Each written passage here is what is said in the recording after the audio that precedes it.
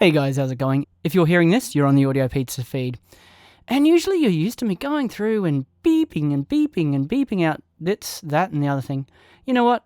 I'm getting too lazy. I'm sorry, but I really am. You're probably all big people. You can probably cope.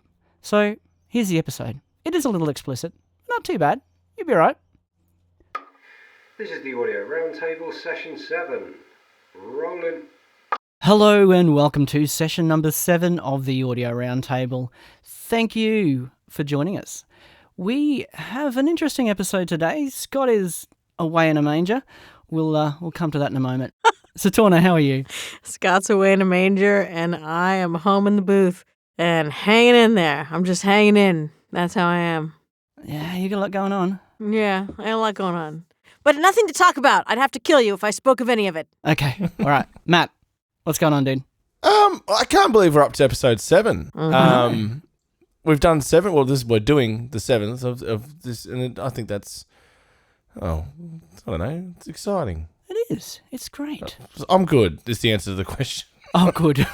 I'm glad. I don't think I'm quite awake yet is what's going on. I'm definitely not as chirpy as last time. Yeah, you were pretty chirpy last time. I let you do the intro last time. No. You didn't let me. I just cut in over the top of you because you were doing a crap job.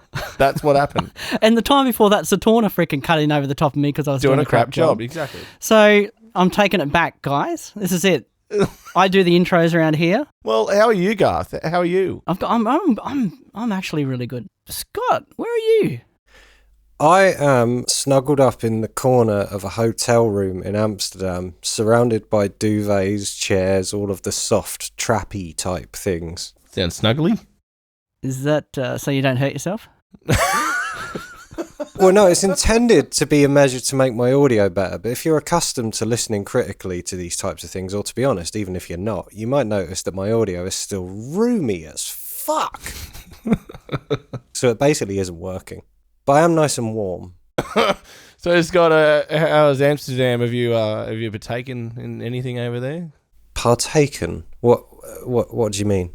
Well, like, partaken in stuff that's, illegal in the UK. Oh, things that are legal here but aren't legal in the UK. I understand what you mean now. Yeah. Yes, I did indulge in a spot of recreational shoe shopping, but I didn't buy clogs. I'm disappointed to hear that. I wrote that in a coffee shop earlier and it made me laugh so hard I nearly cried. It's not that funny now, I've straightened up. I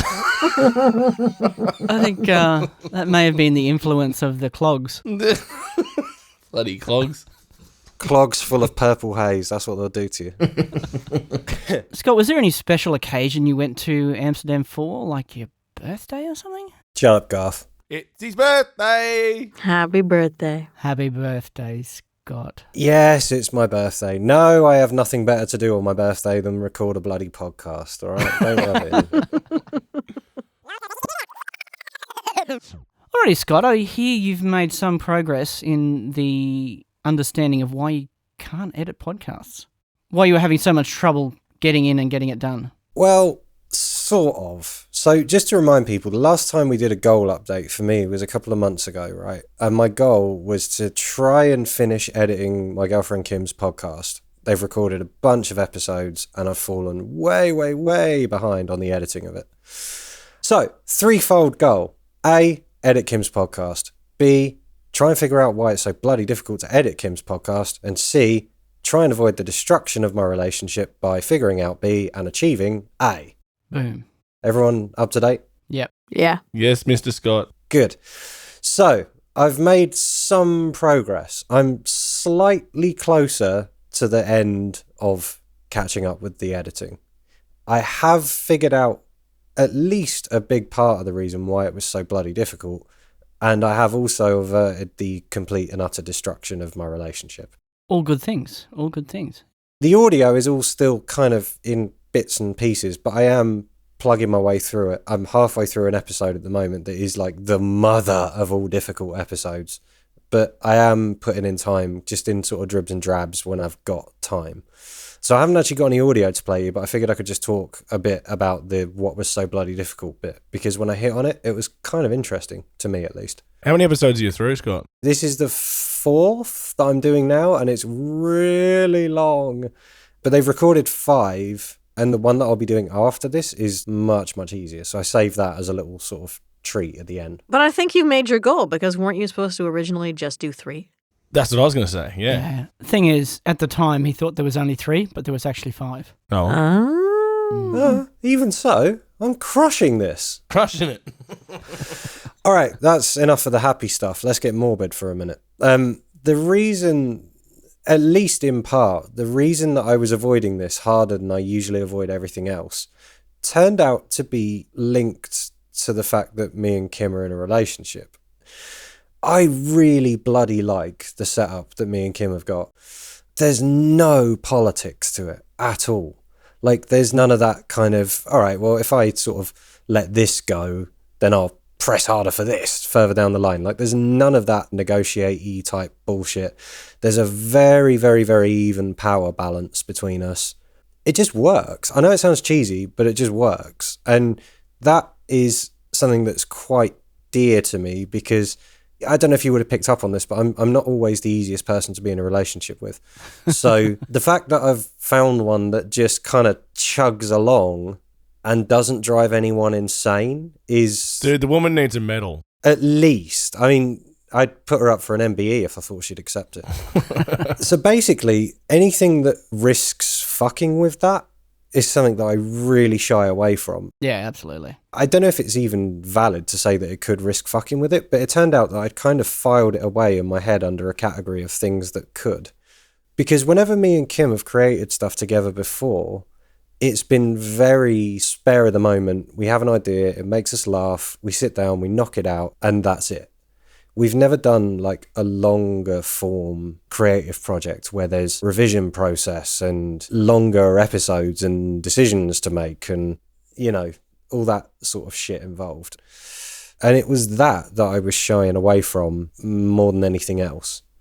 Just because, like, I don't know, there's so much potential of like a revisions process becoming a bit sort of protracted and a bit point scory, and for that to sort of bleed over into like going for a pizza afterwards. And I didn't know for absolute certain that wouldn't happen, and I didn't know, even if it did happen, I didn't know for absolute certain if I'd be able to keep it separate from the rest of the relationship. Because sometimes, like, I enjoy doing creative projects with people, but sometimes people really piss me off during those projects and I find it kind of hard to let go of. So I didn't want to bring any of that stuff just for the sake of a fucking podcast. You know what I mean? Yeah. Yeah. And so we could come back to Saturna's original argument of just outsource it. That's one way to avoid it. And to be honest, if I'd have known that that's what I was avoiding, I probably would have done. But as it turns out, I'm most of the way through catching up with editing it anyway, just because it took me so long to figure out what the fuck the problem was. So how have you found the revision process and all that sort of stuff? How has that proceeded? Has it gone all right? Well, this is the ridiculous thing, is that by the time I figured this out, it was already a non-issue. So I would say that's a success. Yeah, I think so. And also perhaps an illustration of the fact that I'm a little bit slow to catch on. Well, that and you overthinking things, and your relationship is stronger than that, you know. That's not the right way to put it, but you know what I mean? Like, it's, you know, it was never going to be an issue. Yeah, I think so, man. I mean, once I figured it out, even though it was like a non-issue based on the one revision session that we'd done, I did kind of sit her down and go, hey, I figured out why I've been finding the podcast so difficult to edit. And she was just basically like, yeah, that was all fairly obvious. So it's like... I like her. And so we got together with our co-host and we just had a listen through, and they made comments. So for the first episode, I think that's like 47, 48 minutes. They wanted like 4 changes between them. One of them required a tiny bit of extra production work. All told, the revisions took like, I don't know, 20 minutes to do, if that. And so it turns out all of these months of putting myself through the ringer and being like, why can't I do this? Why the fuck can't I do this? Was just based on a thing that I'd already done, and it was fine. And if we stick to the format that we stuck to for that, I can't really see why it wouldn't be fine. Well, that was my next thing I was going to say, is that, like, you know, with a podcast, it's not like you're editing a song where there's a lot of creative, you can take it in any direction kind of thing. With the podcast, it's make sure the dialogue's clean, make sure the flow's good. You know what it needs to be. I disagree because I'm new to podcasting. Right. And so to me, editing a song, unless you're getting into some really weird and wacky shit, which I don't generally do, to me, editing a song is all very comfortably linear. Like, you've got a time signature, you've got arrangement, you've got like a diatonic chord sequence and scale that most of the stuff I do is diatonic anyway. So it's like that note is either horrible or nice. And sometimes it's horrible in an interesting way. So I guess there's some of that with the music that I do. But because I've been doing it for so long, it's like discussions that are a little bit contentious are all just based around taste. Yeah. And I know my own taste inside out because I've spent so much time critically listening and working out what I like and what I don't like. Whereas to me, podcast is like an unexplored fucking wilderness of potential bear traps that I can fall into. No. Yeah, dude, there's so many different ways to cut an episode. Yeah, but... And they're all potentially okay and all potentially a bit shit and all potentially... There's so many different things that I think about every edit that I do. I'm still at the point where I'm second guessing almost every single edit and I'm kind of going, but could it go like this instead? Maybe I prefer that from this consideration. But then again, the other one did have this for like every edit. And I don't do that for music stuff anymore. I haven't done that for music stuff for like, I don't know, 5-6 years maybe. Okay, wait a minute. You do some of the editing for the audio roundtable. So do you feel like you do that with this podcast? Yeah, he knows what to do. Just edit me out. Yeah.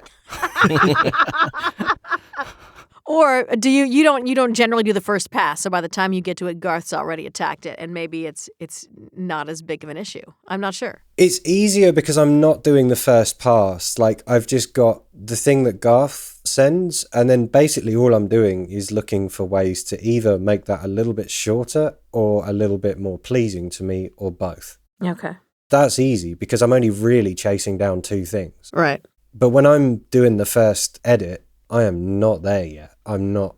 What's that shit word that everybody uses? Like flow state? That's not a thing, is it? Yeah, like workflow-wise, I'm close-ish, but like the rest of my mental process is still fucked for editing podcasts. I'm still like rank amateur, agonizing over whether it's good enough or not. Like, I'm starting from scratch with it, pretty much. That's really interesting. Yeah, that turned out to be a head fuck. But it's gotten much easier since I figured that out. So I think that's good. So now you can just actually put this monumental thought processes that you attack everything with into actually just doing the job better rather than why you couldn't do the job. Yeah. And also, like, thinking about this has made me realize how much I was overthinking those processes of when I was editing. So hopefully it will help put some of that to bed as well. I seriously think that you overthink the amount that you overthink at this point. Yeah, totally. That's a spiral I've been stuck in since I was about 7. I've never known someone to internalize like you do. It's fascinating, isn't it? It's horrible. I don't think enough. I don't think enough at all. It's like, whatever. And that usually comes back to bite me in the ass later on. But it means you can get stuff done too. You're not in your way. Yeah, but some of that stuff's terrible. It's got to be a balance, yeah. Yeah, there's a balance between thinking and doing. Do more, think less. Wait a minute, what? There's a balance in there. And I guess that's Yeah. that's the thing that we're all chasing down one way or another in some part or other of our lives. It's that do thing that's the flow state. God, I hate all these things. I feel like Garth and Saturna are probably the closest in terms of having that balance out of the 4 of us. Yeah, we're fucked, Chesworth. We are hopeless. Yeah. No, I don't know. I think in some areas of my life, but not as much as I want.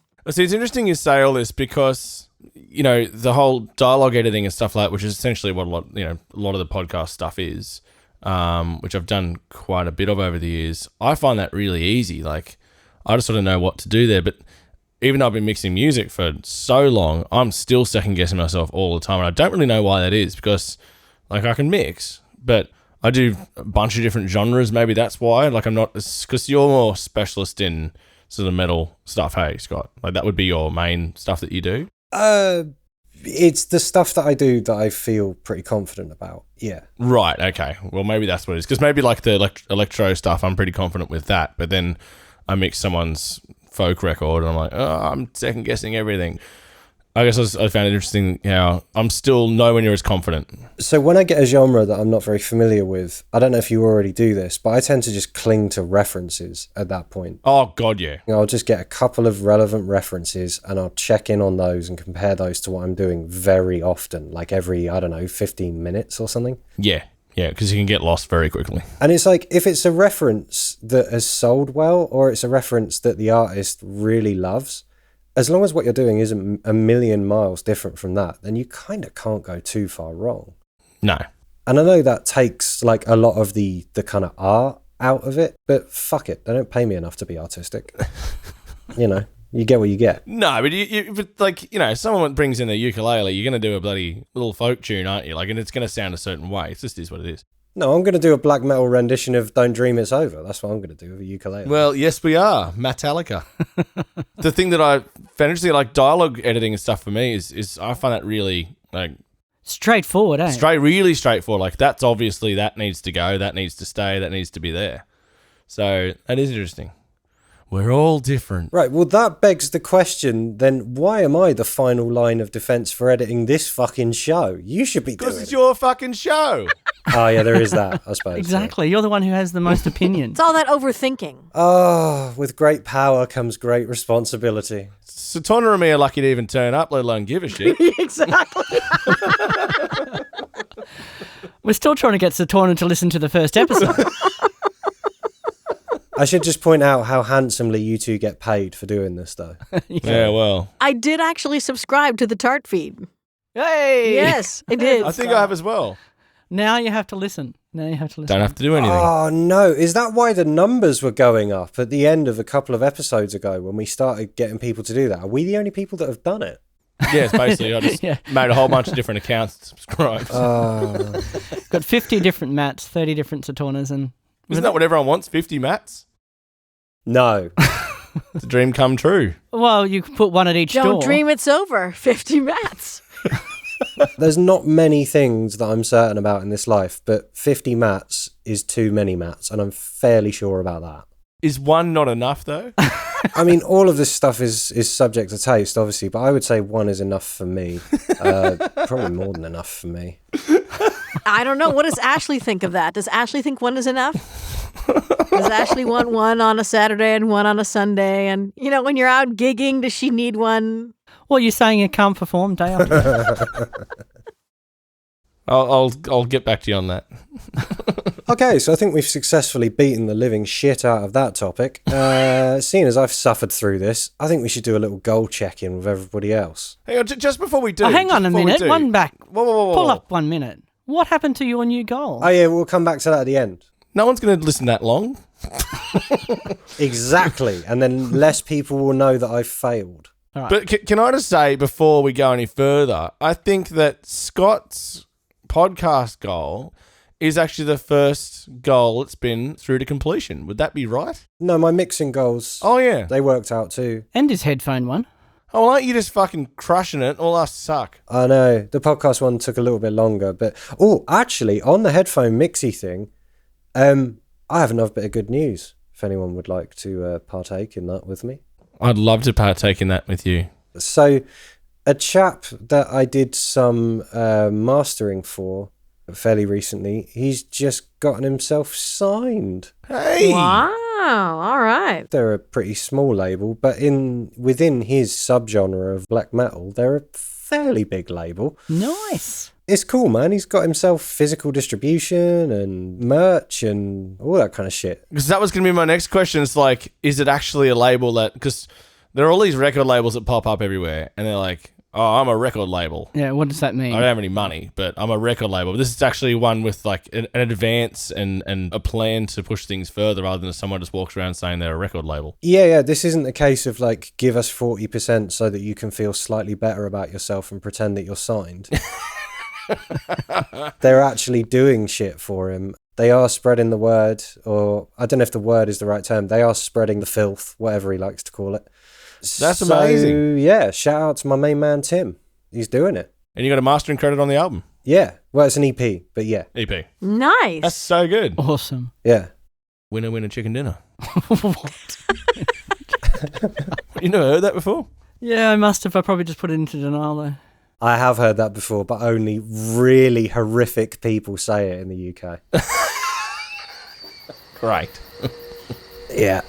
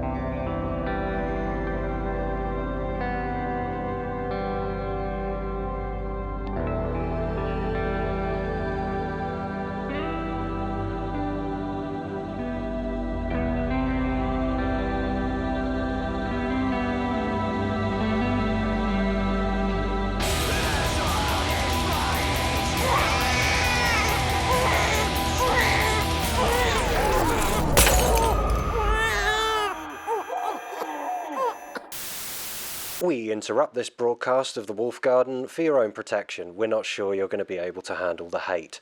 If you'd like to investigate further, go to thewolfgarden.bandcamp.com and give my mate Tim some fucking money. Thank you very much. And be inspired, because if he can get signed, maybe you can too. Don't know about that. But that's enough about me.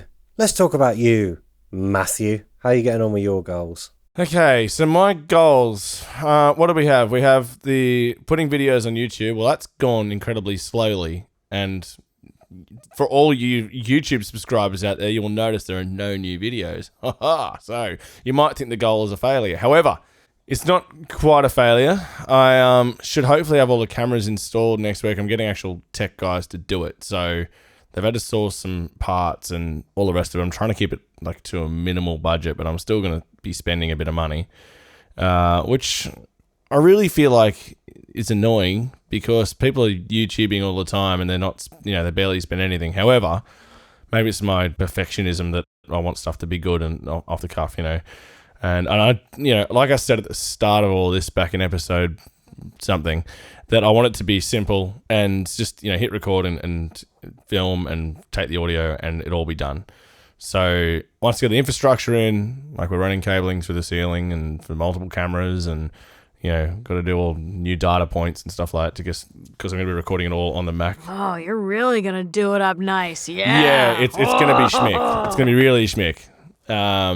If it all fucking works. Dude, something that occurs to me is that I've studied some YouTube channels as they grow, and people tend to kind of spend decent money on them over time. They sort of spend it in dribs and drabs. You'll notice like significant kind of upgrade points as channels grow. Yeah. And so I'm thinking, given that you're providing a service for clients as well as just for yourself, like right from the off, I think that's a fair justification for spending a bit more money than you intended to at the start of the channel. Yeah, you're probably right, and it probably will pay off in the long term. It's the same thing as always with me. It's like, there's not immediate returns. Do I prioritize this over other things? But end of the day, it's going to cost about, I think, around $1,300 to get it all done properly. Okay, and the channel itself might never make that back in terms of money, but... Probably not. But what it will do is it'll drive more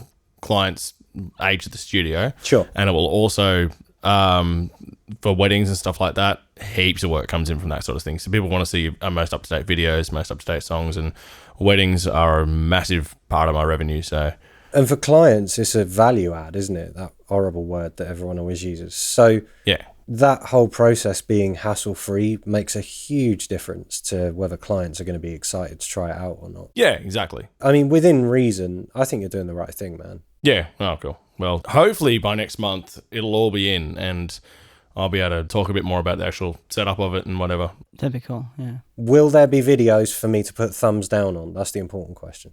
There'll be There'll be so many videos. So many videos. Cool. I have so many thumbs, so this has all worked out swimmingly. That you might want to get that looked at. It's a bit weird. And the one little drama I've come across, which I'm not exactly sure I'm going to sort out yet, is OBS on the Mac is a bit of a whore. So I might install Windows on the Mac, which is shit. But for some reason, it's all kind of accessible, except you can't click on anything. It's open source though, right? It might be worth an email to whoever develops it. Yeah, I have emailed them. I haven't done anything back yet, so we'll see. But like, it probably wouldn't be a big one to fix.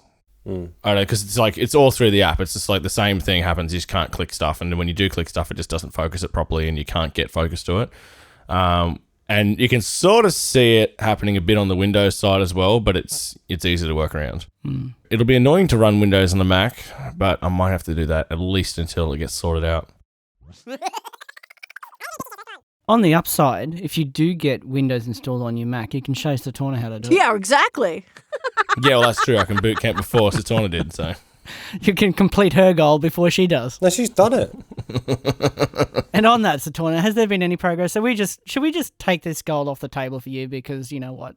We're just beating a She's dead horse here. virtualized, isn't she?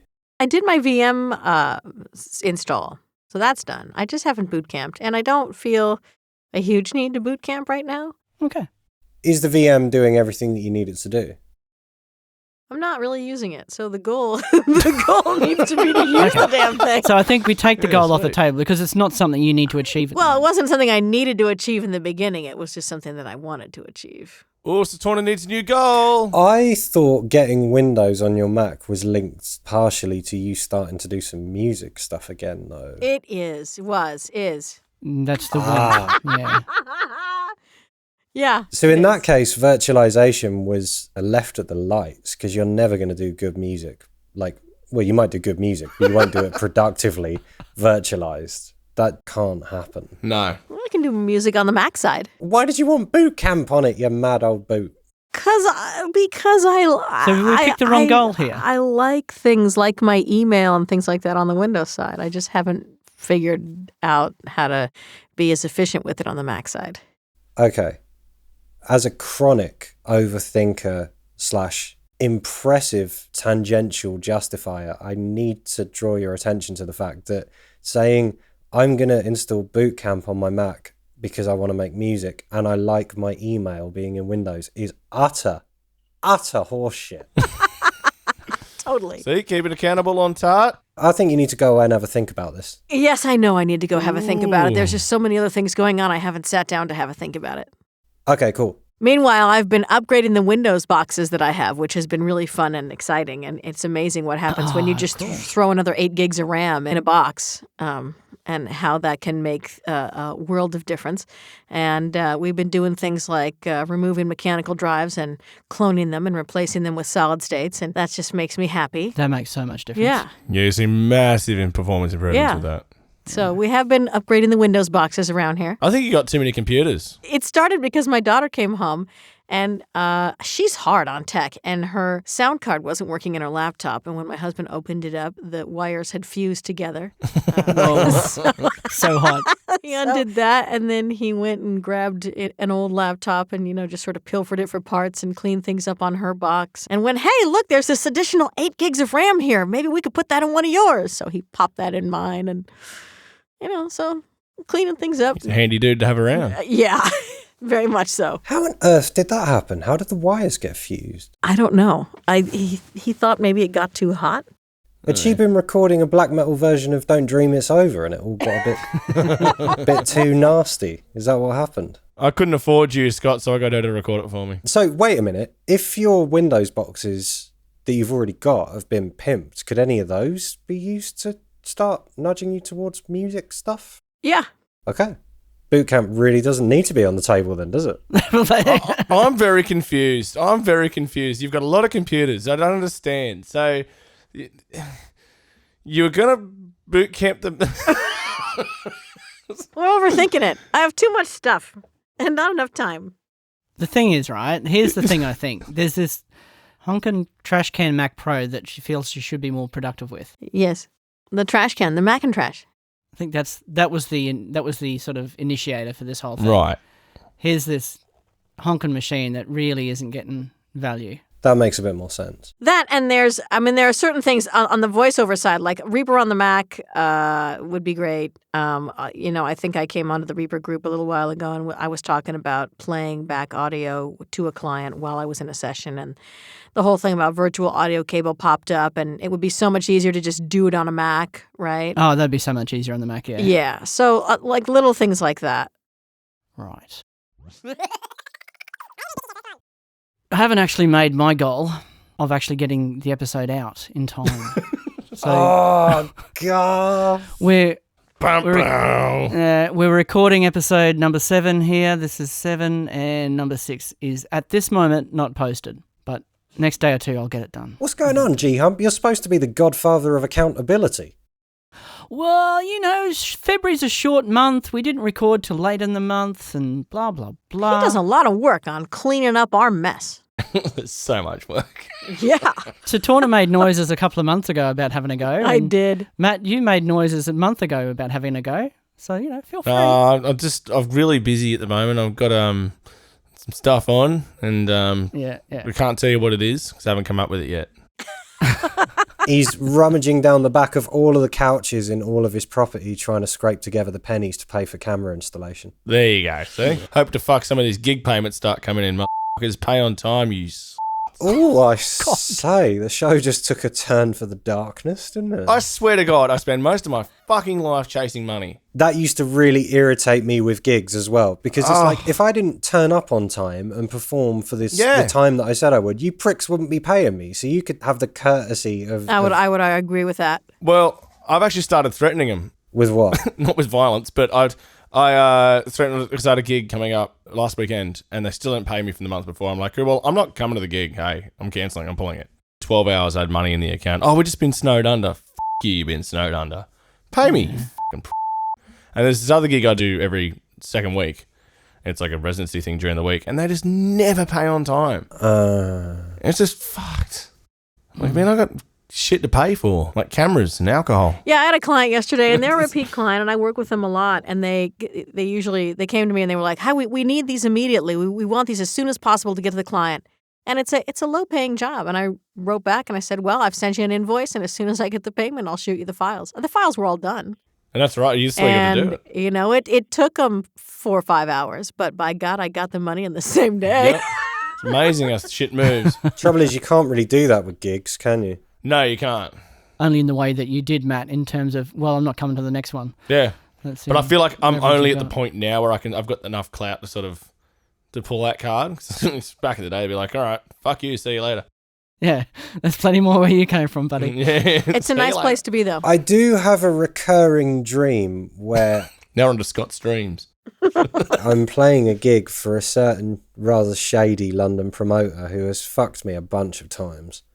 And I stop the band in this dream and I sort of do a little straw poll of like the people in the room, like how much they've paid and how many bands they've seen and that kind of stuff. And I orchestrate like a mass walkout from this twat's gig. And in my dream, it feels so good every time it happens that I genuinely wake up smiling.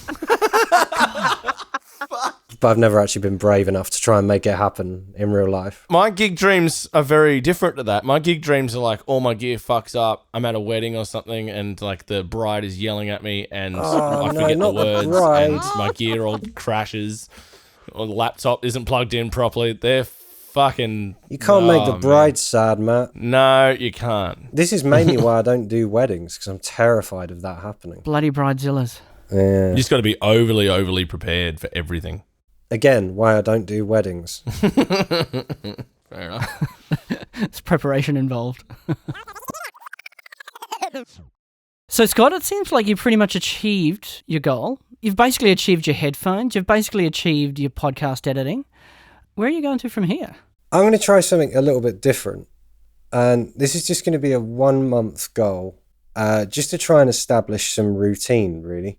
I do a lot of stuff with MIDI drums, like faking drums. And you know my slight tendency I have to overthink stuff?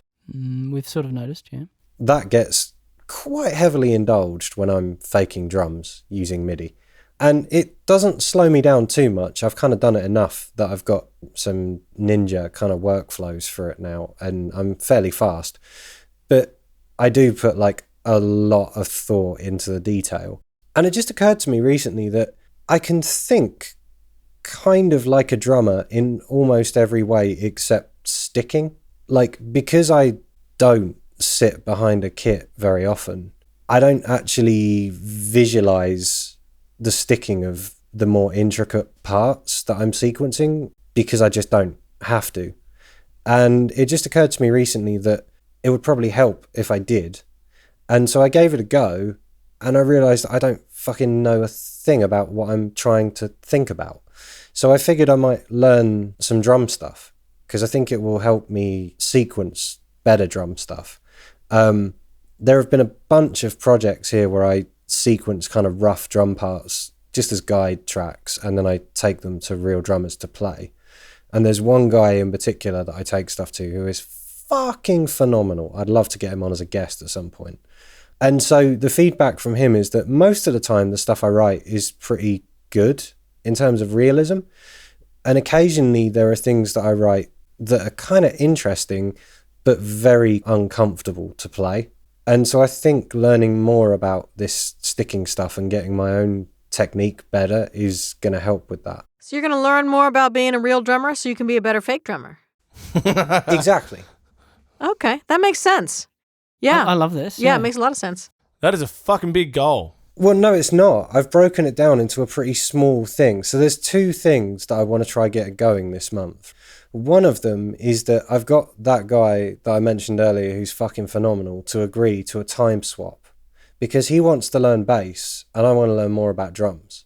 So once a week for the next month, just to try and lock the routine in, he's going to teach me drums for an hour and I'm going to teach him bass for an hour. Nice. The long-term plan for that is that once we both get to a point where it's not absolutely horrible what we're playing, we're going to switch to meeting at a rehearsal studio that's somewhere in the middle of where we reside and just learn like specific albums or songs or whatever on each other's instruments. That's a good idea. Do that actually in the room instead of in like a teachy kind of environment because, I don't know, I think you learn different stuff that way. But we'll hold off on the long-term stuff to see if I can even get this short-term shit that I'm talking about now to happen first. So there's that. There's the time swap thing. So hopefully, if I've achieved this goal properly, by next month, there should be 4 sessions that we've done of this time swap thing where he teaches me drums for an hour, I teach him bass for an hour. There should be 4 occurrences of that. The other thing is that today I went and bought a drum pad. Nothing fancy, just like a 12-inch rubberized type dealio. Hang on, I'll give it a little whack for you now, just so you get the full experience. I'm just unsheathing my drumsticks, and I'm dropping one of them because I'm holding this fucking microphone in my hand because I'm a semi-pro. There you go. There's a drum pad. It was worth the wait, wasn't it? That was pretty good, man. I'm really glad you shared that with us. So I went and bought a drum pad and a set of sticks that felt comfortable. I didn't super know what I was buying, but I also tried really hard not to overthink that. I just like played a couple. I found a size that felt comfortable to me and like I had a bit of room for error. And I found the one that felt close-ish to a drum skin. And I found a pair of sticks that felt comfortable-ish. And I was just like, fuck it. As a starting point is good enough. I don't need to overthink this too much. So the goal is I want to do 20 minutes a day of just really basic rudiment stuff. So a nice slow BPM. I just want to be practicing like singles, doubles, triples, quads, right hand lead, left hand lead, a couple of basic rudiments. And there's a couple of important things that I need you to hold me accountable to. So one of the things is that deciding what I'm practicing has to not be included in the 20 minutes of practice. Agreed. Because I know my mind. I'll spend 18 minutes deciding what I'm going to practice and then 2 minutes fucking doing it. Yeah. So the reason that I've laid out the basics of what I want to do in advance is that then that's taken care of, right? Just rinsing and repeating those basics every day. If that's all I do for 30 days, that's helpful. Yep. The main accountability thing that I need you for is that I'm probably going to try shooting a little WhatsApp message to our group each day after I've done the practice for that day. Never before, never I am going to do, I've made time for, etc., etc. Always afterwards. The report always has to be post practice session. Otherwise, it isn't going to do anything to actually hold me accountable. Yep. Cool. 20 minutes a day, 30 days. That gives me a nice round 10 hours. So I'll have done 1,000th of my 10,000 hours that I supposedly need to become a fucking ninja That's what I drummer. was about to say. In 1 month? It's only going to take 1,000 months. That's fine. That's not even that it's long. not even hard. Yeah. What's 1,000 divided by 12? The answer is about 83.3333. There you go. 83.333 months. 83.33333 years. 83 years. Okay. Exactly. No time at all. Done. You sort of need to step up the 20 minutes a day thing a bit if you want to get to expert. Love it. Okay, this is month 1. You can always revise. Stick to it. Don't overthink it. Just get moving on it, and you're fine. Yeah. And I think that's a reasonable expectation too. Like, you know, Yeah. you say you're going to do an hour a day or something. It's not going to happen. Well, I thought 30 earlier, but then when I did my practice session for today, just as a little test run, after 15 minutes, I was fucking knackered. I was doing some like slightly more exuberant things today because Kim was in the room, so I was showing off a little bit. I was doing like paradiddle-diddles.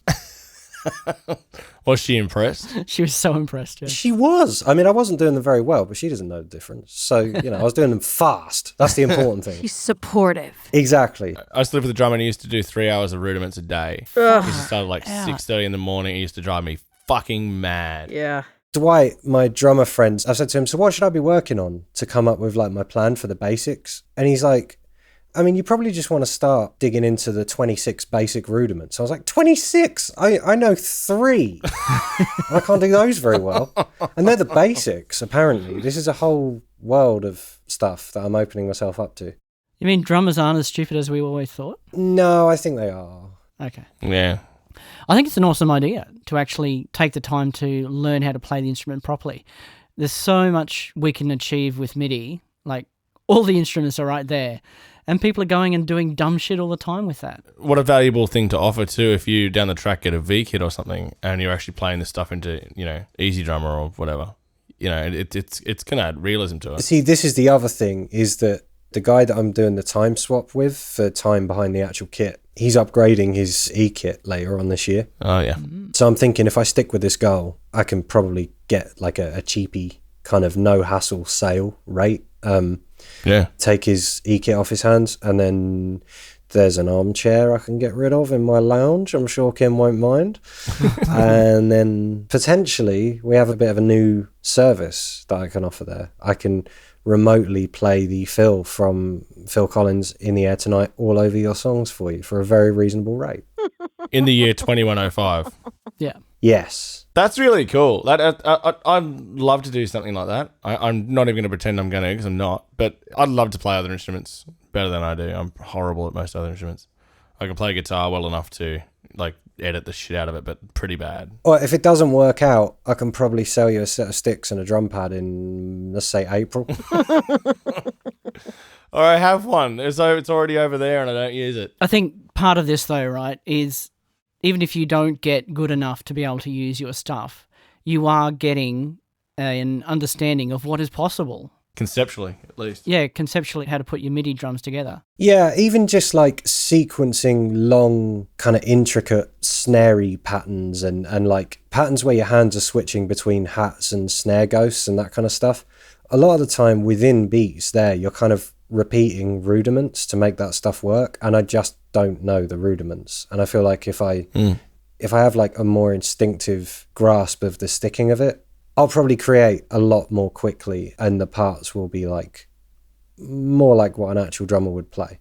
Yeah, exactly. And they're not too far off now, but I do feel like I go through a bit of unnecessary agony to get them to that point. It's got to help. Yeah. All right, let's round it up there. Thank you very much, Saturna, Matt, and Scott, on your birthday. Happy birthday one more time. Go and take another drag. Happy birthday, Scott. I'm in drag, if that counts. Don't forget to get subscribed to the Audio Roundtable if you're not already. The audioroundtable.com will have links there to get to anything you need to get to. And remember, feedback at theaudioroundtable.com. Send us stuff Send us stuff. Tell us. about your life. Yeah. Don't do that. We're not interested. It's all right. Garth gets the emails. It's not our problem, Scott. Fair point. Tell Garth about your life. All of your problems. Tell Garth about everything that's going wrong. Everything you're struggling with. Garth wants to know about it all. He'll help you with all of it. Seriously. I will. I actually will. He's a lovely guy. No problem, too big or small. G-Hump can take care of it. I'll tell you to fuck off. Jeez, there's the love, isn't it? No problem is too big or too small for Garth to tell you to fuck off. I would never do that. I know. That's why I'm getting them to write to you. Thanks for listening. Thanks for listening. Thanks for listening. Whatever. Alrighty, so let's get on with this thing. What else has been going on in Amsterdam? You know, I imagine various things that you do in Amsterdam. I imagine various things that you do. Did you say Amsterdam? I did. Amsterdam. I imagine various things that you do in Amsterdam. I just fucking did it again. Someone else take that line. So, Scott. It's going to be a long night, folks. And leftover is Matt. Last but not least. How's it going, No, we did, Matt. No, we did, mate. We did, We Matt. We did, mate. I guess Yeah. we did. I'm done. Leftover is Garth. No, we did me too. Garth No, is we did him doing too. we're just done with people. And Leftover Satorna is is Scott. completely spaced How are you, as well. Scott? You sure? We sure that Scott's the only one who's playing with clogs? What's Kimothy doing? She off having a good time for your birthday while you're still in the motel room? Kim has basically given up on me, and she's nipped into town to replenish the stash. Good girl. Good girl. Of clogs. So she's not just like sitting there shivering in the corner crying because she can't make any noise in a motel room. She can't go anywhere else. No, that bit comes later. Oh, I spoiled her, though. I'll tell you what, though, Matt. I spoiled her this time. This hotel room has a dimmer switch for the lights. I mean, she chose it, but... and paid for it. But... Shit. She chose it and paid for it, yeah. Man, so you can have mood lighting. no self-respecting audio professional would have a dimmer switch in their house, right? So she's living the dream. Great. Everyone just tuned out of this podcast now. No one's taking us seriously at all. I think we've tuned out of this podcast at the moment. We have Get on with it. Yes. But the problem is, I don't know where we're getting on to. India's snoring so loudly in the background. Can you shut the fuck That might up? be a good intro for the next one. Just prepare everyone for what it's going to be like. Here, you're going to snore all the way through this. This is going to be in the recording. It's metering. Yeah, excellent. Round her up, Garth. Well, I really need to get this shit out, so we've got it's time to finish up the episode, because I'm sitting here busting.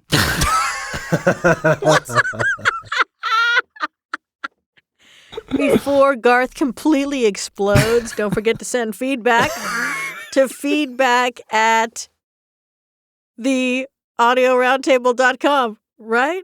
I mean, if nothing else, write in and ask if Garth made it to the toilet in time.